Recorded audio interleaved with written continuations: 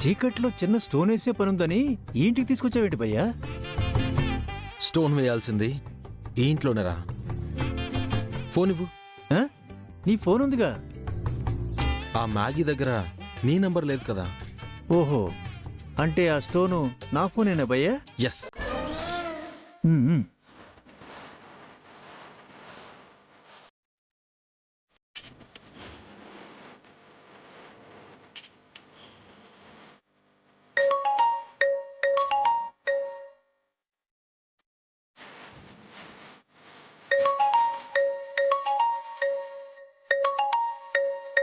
ఇదేంటి కొత్త నంబర్లో ఉంది?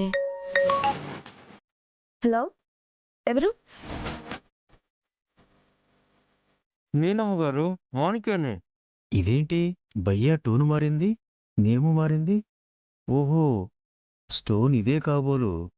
ఉమ్. మాణిక్యమా? Wrong number. అబే, రైట్ నెంబర్ అమ్మగారు. నేను మీ అన్నయ్య గారికి కాపలాగా ఉండే మనిషినండి. ఓ, నువ్వా?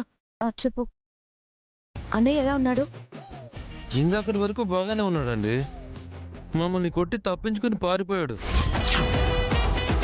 ఇప్పుడు ఏం చేయాలో తెలియక మీకు ఫోన్ చేశాను. వాట్? నువ్వు చెప్పేది నిజమా? అవునమ్మగారు. నాకేం అర్థం కాక అమ్మగారికి ఫోన్ చేశా, కానీ ఫోన్ తగలడం లేదు. నాకు కాళ్ళు చేతులు ఆడడం లేదు. మీరైనా వస్తే ఇద్దరం కలిసి వెతుకుదామమ్మా. కాస్త అర్జెంటుగా రండి. సరే సరే, ఇప్పుడే వస్తున్నాను.